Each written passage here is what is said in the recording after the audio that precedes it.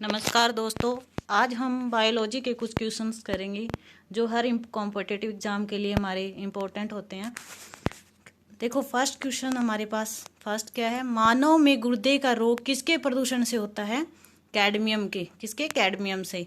कहता है बीसीजी का टीका निम्न में से किस बीमारी के बचाव के लिए लगता है? मीनिंग बीसीजी का जो टीका है वो कौन सी बीमारी के बचाने के लिए लगाया जाता है? क्षय रोग। मीनिंग जो टीबी का होती है उसको बचाने के लिए कौन सा टीका लगता है हमारे पास? बीसीजी का। अब नेक्स्ट क्वेश्चन हमारे पास, प्रकाश संश्लेषण के दौरान पैदा होने वाली ऑक्सीजन का स्रोत क्या है? मीनिंग प्रकाश संश्लेषण के दौरान जो पैदा होने वाली ऑक्सीजन का स्रोत क्या होता है? जल होता है। हमारे पास क्या होता है? जल। पौधे का कौन सा भाग श्वसन क्रिया करता है? पौधे का जो पत्तियां हैं मीनिंग लीफ होती है उनके द्वारा क्या होती है? श्वसन क्रिया होती है। ठीक है। उसके बाद नेक्स्ट हमारे पास, कच्चे फलों का कृत्रिम रूप से पकाने के लिए किस गैस का प्रयोग किया जाता है? मैंने कच्चे फलों को पकाने के लिए जो गैस यूज होती है वो कौन सी होती है? एसिटिलीन। अब नेक्स्ट, नाइट्रोजन के स्थिरीकरण में कौन सी फसल सहायक है? नाइट्रोजन स्थिरीकरण में कौन सी फसल सहायक होती है? फली की जो फसल होती है वो क्या होती है? सहायक होती है नाइट्रोजन के स्थिरीकरण के लिए। जीवाणुओं के द्वारा कौन सा रोग होती है, कौन सी बीमारी होती है? वो होती है कुष्ठ। कौन सी होती है? कुष्ठ। अब आता है, सूक्ष्म जीवाणु युक्त पदार्थ का स्थिरीकरण एक प्रक्रिया जिसका कार्य क्या है? जीवाणुओं को निष्क्रिय करना। क्या करता है? जीवाणुओं को निष्क्रिय कर देता है। मीनिंग सूक्ष्म जीवाणु युक्त पदार्थों का स्थिरीकरण एक प्रक्रिया होती है जिसके अंदर जीवाणुओं को क्या किया जाता है? निष्क्रिय किया जाता है। दूध के दही के रूप में जमने का कारण क्या होता है? दूध को दही में जमाने का मुख्य कारण क्या है हमारे पास? लैक्टोबैसिलस होते हैं। वृक्षों की छाल पर उगने वाले कवकों को क्या कहते हैं? कार्टिकोलस। कार्टियाकोलस कहते हैं। अब उसके बाद है, मानव रोग में सबसे अधिक मात्रा में कौन सा तत्व पाया जाता है? मानव के शरीर में सबसे अधिक हमारा ऑक्सीजन मिलता है। नेक्स्ट है हमारे पास, किस प्रकार के ऊतक शरीर के सुरक्षा कवच का कार्य करते हैं? वो कौन से होते हैं? एपिथेलियम ऊतक या टिश्यू। कहते हैं कि शरीर की सुरक्षा कवच का कार्य करते हैं। ये कौन से टिश्यू करते हैं? एपिथेलियम टिश्यू या ऊतक। हल्दी के पौधे का कौन सा भाग खाने योग्य होता है? मीनिंग हल्दी का कौन सा भाग हम खाते हैं? वो होता है परकंद। कौन सा होता है? परकंद। रूपांतरित तना है, तना के रूप में कौन होता है? आलू। अब आता है, मानव शरीर में यूरिया सबसे अधिक किस में होता है? तो जो यूरिन होता है मानव का वो उसमें सबसे ज़्यादा यूरिया की मात्रा होती है। अब आता है नेक्स्ट, भोजन का ऊर्जा में परिवर्तन कोशिका के किस भाग में होता है? मतलब भोजन का ऊर्जा में परिवर्तन कोशिका के किस भाग के अंदर होता है? मीनिंग कोशिका के कौन से पार्ट में भोजन का ऊर्जा में रूपांतरित होता है? मीनिंग फूड का एनर्जी में। तो किस में होता है? माइटोकॉन्ड्रिया के अंदर, जिसको हम क्या कहते हैं? पावर हाउस ना, एनर्जी और पावर हाउस कहलाता है। रतौंधी किस विटामिन की कमी से होती है? रतौंधी हमारी विटामिन ए की कमी के कारण होती है। नेक्स्ट हमारे पास है, कवक और शैवाल के परस्पर संबंध से एक नया उत्पादक वर्ग बनता है, वह कहलाता है, वह क्या होता है? लाइकेन। मीनिंग लाइकेन है वो किसका जोड़ है, किसके कारण बनता है? वो कवक और शैवाल के परस्पर संबंध होते हैं, उसके कारण क्या बनता है? लाइकेन्स बनता है, एक नया वर्ग बनता है पादप के अंदर। अब आता है, बीजाणुओं के अंकुरण के लिए सामान्यतः किसकी आवश्यकता नहीं होती? मीनिंग जो बीज होते हैं, बीजों के अंकुरण के लिए किसकी जरूरत नहीं पड़ती? प्रकाश की जरूरत नहीं होती। भोजन में किसकी अधिकता से हृदयघात होता है? कोलेस्ट्रॉल यदि बॉडी में अधिक हो जाता है तो हृदयघात हो जाता है। अब आता है नेक्स्ट, एट्रोपा बेलाडोना किस भाग से बेलाडोना औषधि प्राप्त होती है? मीनिंग एट्रोपा एलाडोना होता है वो मतलब पौधा है, कहता है उसकी बेलाडोना औषधि प्राप्त होती है, वो किस भाग से होती है? उसकी लीफ से होती है। अब आता है नेक्स्ट हमारे पास, एफ्रेड्रा पौधे का कौन सा भाग एफ्ड्रीन औषधि उत्पन्न करता है? मीनिंग एफ्ड्रा पौधे में जो एफ्ड्रीन हमें औषधि मिलती है वो उसके तने से मिलती है। एट्रोपा बेडोना पत्तियों से मिलता है और एफ्ड्रीन तने से मिलता है। ठीक है। अब आता है, पुष्प की सूखी गई कलियों का प्रयोग मसाले के रूप में किया जाता है। मतलब कौन सी जो मसाला है जो हमारी एक सूखी कली के रूप में यूज करते हैं वो होता है लौंग। ठीक है। अब आता है, फूल गोभी के पौधे का कौन सा भाग खाया जाता है? तो उसका जो पुष्प कर्म होते हैं वो भाग हमारा क्या खाने के योग्य होता है। हल्दी चूर्ण टर्मिक पौधे के किस भाग से प्राप्त की जाती है? हल्दी चूर्ण जो होता है वो हमें शुष्क प्रकंद से मिलता है। अब आता है नेक्स्ट, सामान्य प्रयोग में आने वाला मसाला अभी हमने ऊपर भी पढ़ा कि मसाला लौंग कहाँ से प्राप्त होता है, फूल की कली से मिलता है। किस फसल में एजोला एनाबीना जैव उर्वरक का प्रयोग किया जाता है? किसके अंदर किया जाता है? ये चावल के अंदर। चावल के अंदर कौन सी उर्वरक यूज की जाती है? Azolla anabaena. अब आता है चील गोज निम्न में किस प्रजाति के बीज से प्राप्त होता है? तो पाइन की से क्या होता है, ये हमें प्राप्त होता है। उसके बाद होता है कि नेक्स्ट क्वेश्चन है, पौधों की वृद्धि के लिए कितने आवश्यक तत्वों की जरूरत होती है? पौधे की वृद्धि मतलब विकास के लिए हमें 16 तत्व जो जरूरी होते हैं। अब देखो धान के अंदर एक रोग होता है, वो कौन सा होता है? खेरा रोग, जो इंपॉर्टेंट है। लघुपत रोग भी कहते हैं। कहता है ये किसकी कमी के कारण होता है? ये जस्ता मीनिंग जिंक की कमी के कारण होता है। कौन सा? धान का खेरा रोग। अब आता है नेक्स्ट, फूल गोभी का वेटल रोग किस तत्व की कमी से होता है? फूल गोभी के अंदर, पत्तियों के अंदर ये रोग होता है, वेटल रोग। फूल गोभी से रिलेटेड रोग कौन सा है? वेटल रोग, जो किसकी कमी के कारण होता है? मोबिलिडीनियम, MO से लिखते हैं जिसको, कैपिटल M स्मॉल O। तो ये आ गया मोबिलिडीनियम, ठीक है। और धान के अंदर जो रोग होता है वो जस्ता की कमी के कारण होता है हमारे पास। अब आता है कि प्रकाश संश्लेषण जो होता है उसके अंदर ऊर्जा किस तरह से ट्रांसफर, किस फॉर्म में कन्वर्ट होती है, या कहते हैं कि ऊर्जा का रूपांतरण कौन सा होता है वहां पर? प्रकाश संश्लेषण से क्या होता है कि जैसे सूर्य से वो क्या लेते हैं? लाइट लेते हैं और किस में बदल जाते हैं? रासायनिक ऊर्जा के अंदर बदल जाती है। Meaning light energy chemical energy के अंदर बदल रही है, प्रकाश से रासायनिक ऊर्जा बन रही है। अब नेक्स्ट हमारे पास प्रकाश संश्लेषण में हरे पौधों द्वारा कौन सी गैस छोड़ी जाती है? प्रकाश संश्लेषण में हरे पौधे क्या करते हैं? ऑक्सीजन को छोड़ते हैं और कार्बन डाइऑक्साइड लेते हैं। अब आता है नेक्स्ट, किस पादप हार्मोन के छिड़काव से Na से फल प्राप्त किए जाते हैं? तो कौन से? ऑक्सीन से। अब आता है नेक्स्ट, प्रकाशानुवर्ती संचलन किसके द्वारा नियंत्रित किया जाता है? ऑक्सीन के द्वारा। अब है नेक्स्ट, पादप वृद्धि अनुमापन के साथ किस भारतीय वैज्ञानिक का नाम जुड़ा हुआ है? J.C. बोस का। किसका जुड़ा हुआ है? J.C. बोस का। अब आता है नेक्स्ट, किस पेड़ को अपनी वृद्धि के लिए सर्वाधिक मात्रा में जल की आवश्यकता होती है? तो ये कौन सा है हमारे पास? यूकलिप्टस। तो इसमें क्या होती है? सबसे ज्यादा पानी की मात्रा होती है वृद्धि के लिए। अब आता है नेक्स्ट, पेड़ होते हैं उनकी पत्तियों में पाए जाने वाला हरा पदार्थ क्या कहलाता है? क्लोरोफिल कहलाता है। क्या कहलाता है? क्लोरोफिल। नेक्स्ट है हमारे पास, पादप रोगों का सबसे उत्तरदायी कारक कौन होता है? फफूंदी। मीनिंग यहाँ पे कह रहा है कि जो पादप रोग होते हैं वो किसके कारण होते हैं? मेन फफूंदी के कारण होते हैं। अब आता है, हरित बाली रोग किस फसल से संबंधित है? मीनिंग हरित बालित रोग होता है वो कौन सी फसल से होता है? कौन सी फसल में होता है? वो हमारे बाजरा के अंदर होता है। अब नेक्स्ट, टिक्का रोग है वो किससे संबंधित होता है? मूंगफली से। कौन सी से? मूंगफली से। खेरा रोग था वो किससे था? चावल से। अब धान का प्रसिद्ध रोग खेरा रोग किसकी कमी के कारण होता है? ये हमारा रिपीट हुआ है क्वेश्चन। ये किसके कारण हुआ है? जस्ता की कमी के कारण, मीनिंग जिंक की कमी के कारण खेरा रोग होता है। चाय में लाल रस्ट रोग होता है। मीनिंग चाय का रोग कौन सा है? लाल रस्ट रोग। और किसके कारण होता है? ये हरे शैवाल के कारण होता है। अब नेक्स्ट हमारे पास, फसलों पर आक्रमण करने की कीट की प्राय कौन सी अवस्था अधिक हानि पहुंचाती है? तो कौन सी है? कैटरपिलर। कौन सी होती है? कैटरपिलर। कौन सा जीवित ऊतक उच्च वर्गीय पौधों में जैव पोषक वाहक का कार्य करता है? तो कौन करता है? यहाँ फिर फ्लोम। इसमें क्या है कि जो जीवित ऊतक होते हैं, उच्च वर्गीय जो पौधे होते हैं, पौधों में जैव पोषक जो उसके न्यूट्रेंट होते हैं उनका जो वाहक का कार्य कौन करता है? मीनिंग एक जगह से दूसरी जगह पोषक जो लेके जाता है, न्यूट्रेंट्स लेके जाता है, वो कौन लेके जाता है? फाइलम जिसको बोलते हैं इंग्लिश में। ये क्या होता है? फ्लोम, ठीक है, हिंदी में। पादपों में जल तथा खनिज लवणों का संचालन कौन करता है? यहाँ पर जाइलम करता है। कौन करता है? जाइलम। यहाँ कंफ्यूज नहीं हो, जैसे जल के लिए तो जैसे याद रखना जाइलम, और न्यूट्रेंट यदि पोषक आते हैं तो वो कौन से होते हैं? फ्लोम्स। अब नेक्स्ट हमारे पास, एक वृक्ष की आयु का पता किसके द्वारा लगाया जा सकता है? मीनिंग वृक्ष की आयु का पता लगाना है तो हम क्या करेंगे? उसके ऊपर जो वार्षिक वल्लियों की गिनती करेंगे। मीनिंग उसके ऊपर जो हमारे छल्ले टाइप के जो बने होते हैं वार्षिक वल्ले, उनकी गिनती करके हम बता सकते हैं कि पेड़ कितनी आयु का है, कितने साल पुराना है। अब बात है कि सवनी पौधों में पानी ऊपर किससे जाता है? देखो पानी मतलब जल, तो जल क्या आएगा? जाइलम टिश्यू के द्वारा। किसके जाता है? जाइलम टिश्यू द्वारा। कहता है जीन शब्द का प्रतिपादन किसने किया था?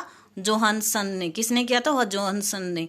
इसके बाद आता बारबेरा, मैकली, टोक किसके पौधे पर कार्य के लिए प्रसिद्ध है? किसके लिए प्रसिद्ध है ये? मक्का के ऊपर।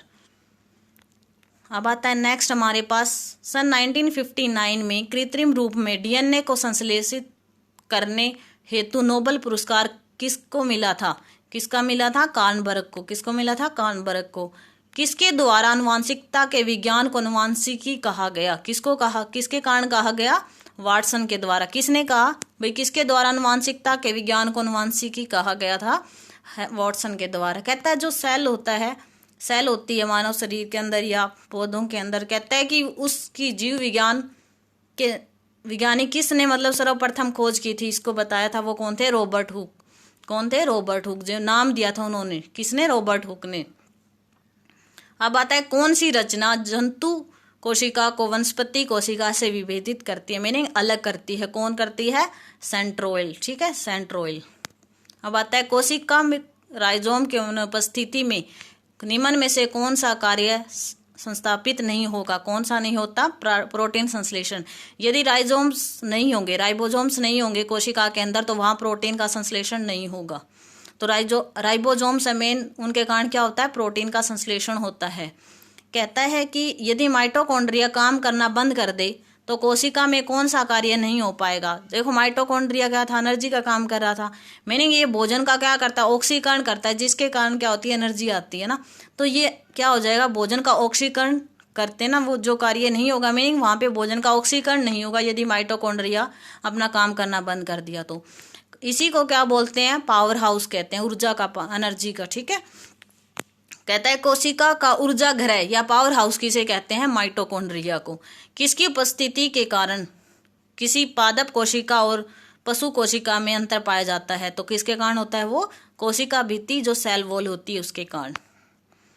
अब आता है नेक्स्ट, कौन सा कोशिकांग प्रोटीन संश्लेषण में प्रमुख भूमिका निभाता? एक तो हमारे पास प्रोटीन के नाम से ही था, मतलब प्रोटीन के लिए कौन था? राइबोसोम्स या फिर एक्टोप्लाज्मिक रेक्टुलम होता है जो, वो दोनों किसके काम? कोशिकांग है जो हमारे प्रोटीन संश्लेषण में मुख्य क्या करते हैं? अपनी भूमिका निभाते हैं।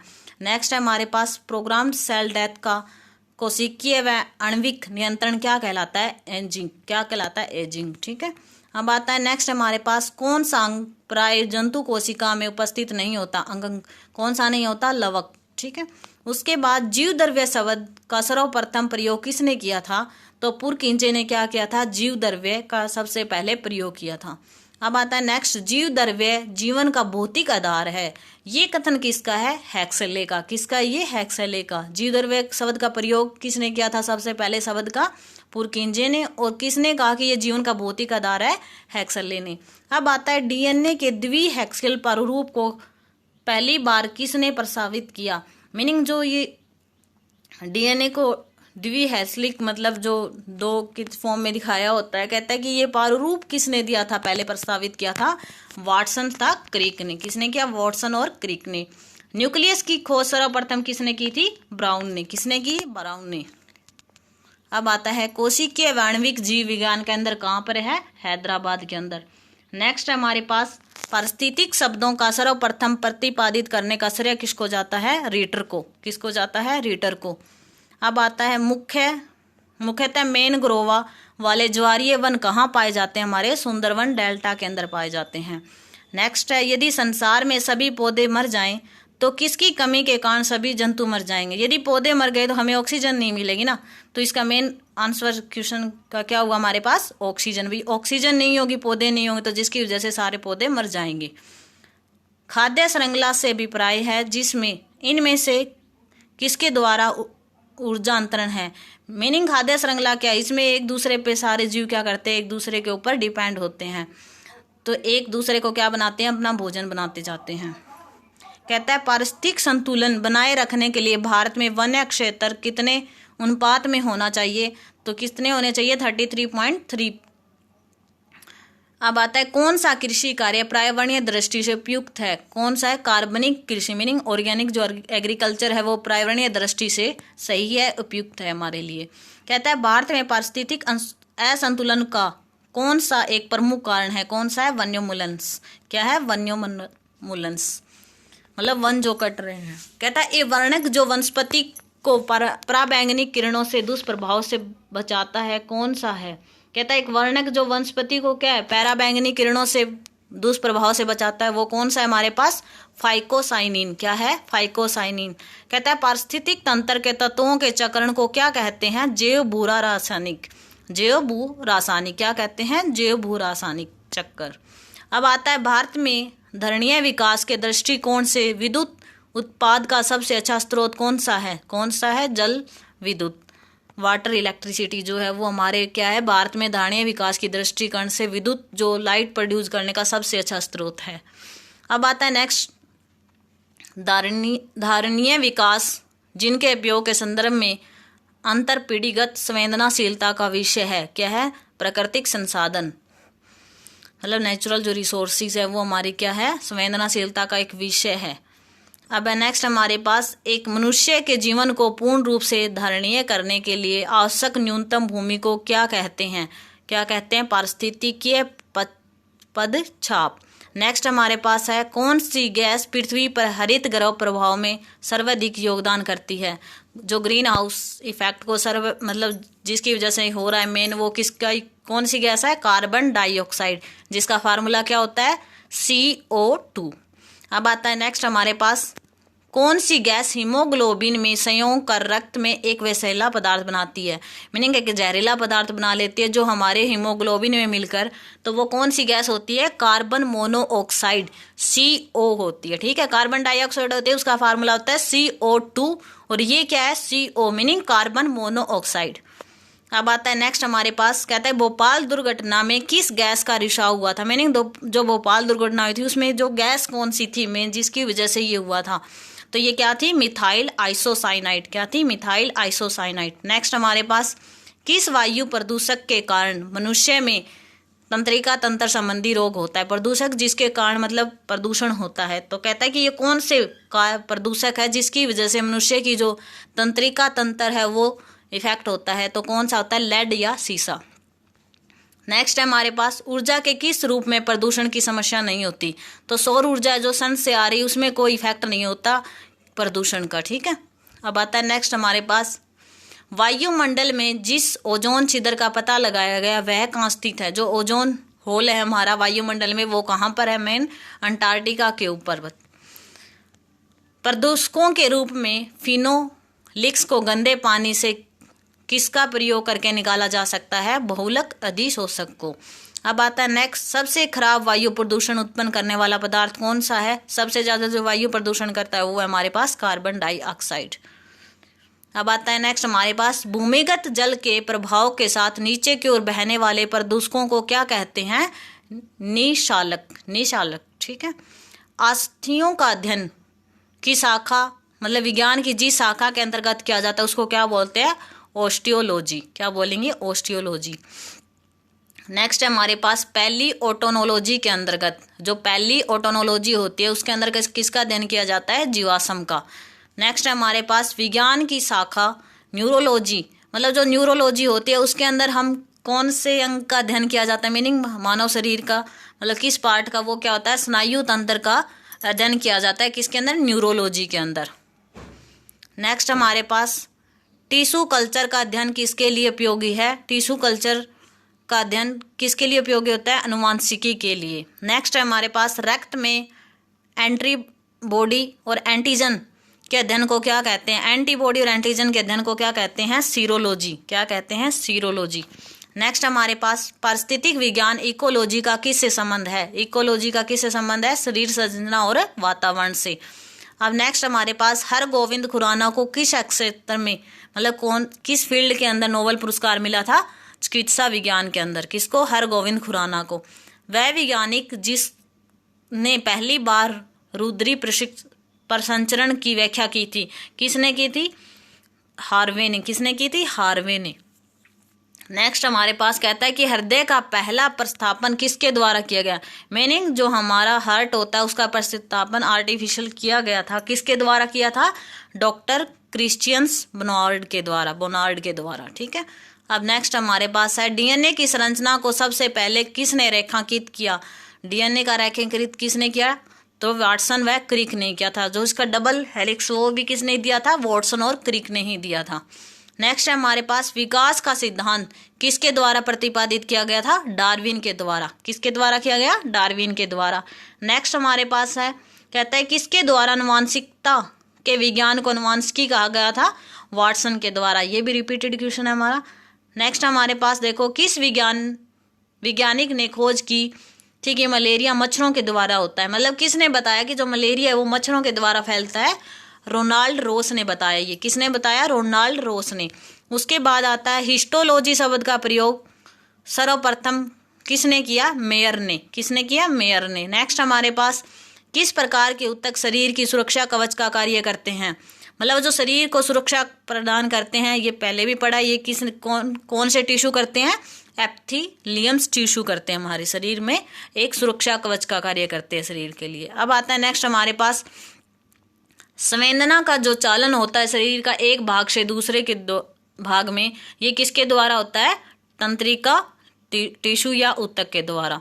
नेक्स्ट हमारे पास कहता है कि जन्म के बाद मानव के किस ऊतक में कोई कोशिका विभाजन नहीं होता। मीनिंग कौन सा भाग है जहां सेल डिवीजन नहीं होता मानव शरीर में, तो वो कौन सा है, तंत्रिका, जिसके अंदर हमारे सेल डिवीजन्स नहीं होते। अब आता है नेक्स्ट, दोबारा रिपीटेड हो गया ये। अब आगे नेक्स्ट हमारे पास, डीएनए का डबल हेलिक्स मॉडल किसने दिया था, वाटसन व क्रिक ने। और इन्हीं क्या बनाया था, इन्होंने ही इसकी क्या किया था, रेखीकृत किया था इसको।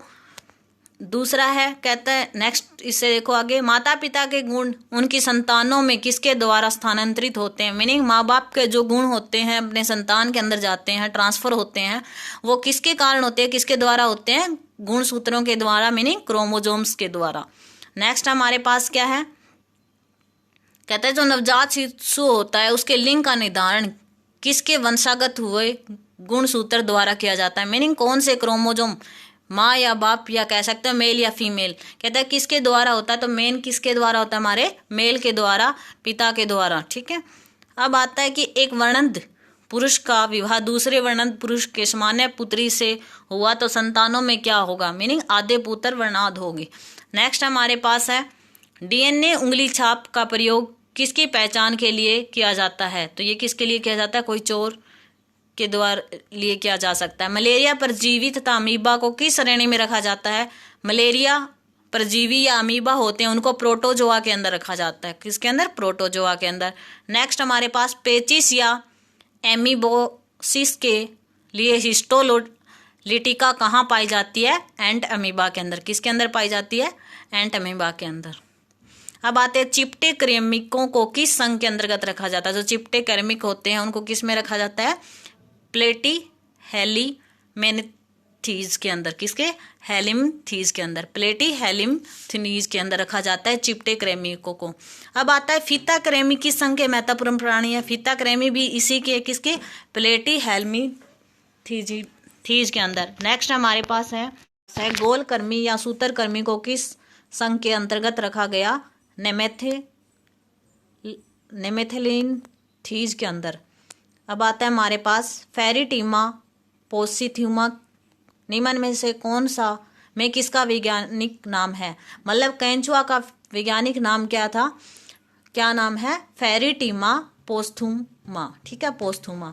नेक्स्ट हमारे पास, किस समूह के जीवों को डूबने से हुई मृत्यु का पता लगाने का महत्व है, तो किसको है, डाइटम को।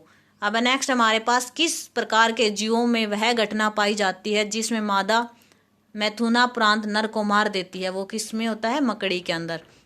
नेक्स्ट हमारे पास है, तालाब और कुओं में किस को छोड़ने से मच्छरों का नियंत्रित करने में मदद मिलती है, तो किसको छोड़ देते हैं उसके नियंत्रित करने के लिए, गेबूसिया को छोड़ा जाता है। नेक्स्ट हमारे पास, भारतीय वन्य जीवन के संदर्भ में उड़ान वल गुल क्या है, उड़ान वल गुल क्या है, चमगादड़। अब आता है, वृद्धावस्था में मनुष्य की हड्डी क्यों कमजोर हो जाती है, तो बुढ़ापे में जो हड्डियां कमजोर हो जाती है वो किसके कारण होती है, मेन कैल्शियम के कारण, कैल्शियम की कमी होने के कारण। अब आता है, मानव शरीर में पाचन का अधिकांश भाग किस भाग में संपन्न होता है। मानव का जो लगभग भोजन होता है वो हमारा, या पाचन होता है जो, वो किस भाग में होता है, छोटी आंत के अंदर होता है। इसकी लंबाई वैसे क्या होती है, बड़ी आंत से ज्यादा होती है छोटी आंत की, नाम इसका छोटी आंत है। लंबाई ज़्यादा है, ठीक है। और इसके अंदर क्या होता है, सारा भोजन पचता है। कहता है मुख में मड का शर्करा में पाचन किसके द्वारा होता है, मीनिंग मुख में स्टार्च का शर्करा में जो पाचन किसके द्वारा होता है, टाइलिन के कारण होता है। किसके कारण, टाइलिन के कारण। नेक्स्ट हमारे पास अधिकतम पोषक तत्व रक्त में कहाँ से अवशोषित किए जाते हैं, तो वो कहाँ से होते हैं, छोटी आंत से। कहता है नेक्स्ट, पेट में भोजन को पचाने के लिए निम्न में से किसकी खास आवश्यकता होती है। पेट में जो भोजन होता है उसको पचाने के लिए एंजाइम की आवश्यकता होती है। बोटनी शब्द है वो कौन सी भाषा का शब्द है, ग्रीक भाषा का। नेक्स्ट है, चिकित्सा शास्त्र के विद्यार्थियों को किसकी शपथ दिलाई जाती है, हिप्पोक्रेटस की। किसकी, हिप्पोक्रेटस की। नेक्स्ट हमारे पास पर्यावरण का अध्ययन जीव विज्ञान की जिस शाखा के अंतर्गत किया जाता है वो क्या कहलाता है, पारिस्थितिक। क्या कहलाता है, पारिस्थितिक। नाइट्रोजन का स्थिरीकरण में लेग हीमोग्लोबिन का क्या कार्य होता है, लेग हीमोग्लोबिन का क्या कार्य होता है, ऑक्सीजन का अवशोषण करना।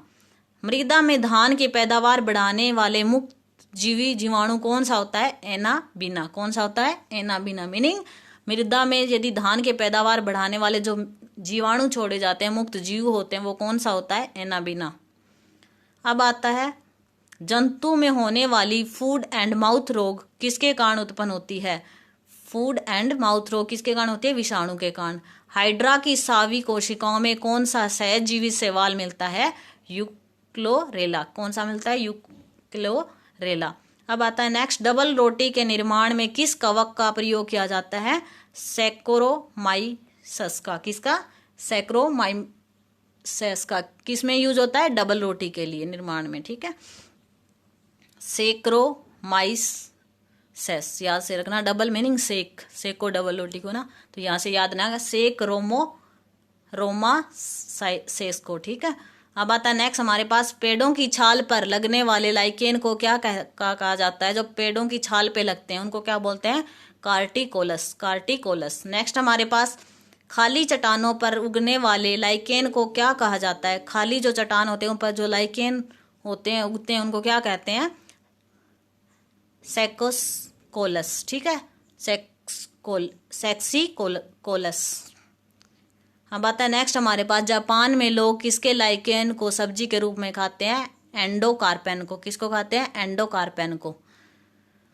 नेक्स्ट हमारे पास, वनस्पति जगत में किसको जल स्थलचर या उभयचर कहा जाता है, बैरोफाइटा को। किसको, बैरोफाइटा को क्या कहा जाता है, जल स्थलचर या उभयचर कहा जाता है। अब आता है नेक्स्ट हमारे पास, किस वर्ग के पौधों में बीज बनते हैं परंतु बीज नगन रूप में पौधे पर लगे रहते हैं, किस में होते हैं, जिम्नोस्पर्म के अंदर, जिम्नोस्पर्म के अंदर। अब आता है नेक्स्ट हमारे पास, दमा व खांसी के रोग में काम आने वाली औषधि एफ्रेडिन किससे प्राप्त होती है, एफेड्रा से, ठीक है। नेक्स्ट हमारे पास, किस एक की खेती पौध का प्रतिरोपण करके की जाती है, किसके, प्याज की जो खेती होती है वो पौध का प्रतिरोपण करके की जाती है। किस पौधे में बीज होता है लेकिन फल नहीं होता, वो क्या होता है, साइकस। क्या होता है, साइकस। सामान्यतः अंकुरण के लिए किसके आवश्यकता नहीं होती, प्रकाश की जरूरत नहीं होती अंकुरण के टाइम। अब आता है नेक्स्ट, सजीव परक अंकुरण किस में पाया जाता है, राइजोफोरा के अंदर। किसके अंदर पाता है, राइजोफोरा में। नेक्स्ट हमारे पास, किस जीव में अधिक खाने से केवल पृथ्वी की अधिक जनसंख्या का भरण पोषण हो जाता है, वनस्पति उत्पाद के अंदर। तेल बीज वाली फसल किससे संबंधित होती है, क्रूसीफेरी से। किससे रिलेटेड है, क्रूसीफेरी से। तेल बीज वाली फसलें होती है वो हमारी क्रूसीफेरी से रिलेटेड है। थैंक्स, ये थी हमारी बायो से रिलेटेड कुछ इंपॉर्टेंट क्वेश्चन। वीडियो पसंद आई हो तो लाइक, शेयर एंड सब्सक्राइब जरूर करें।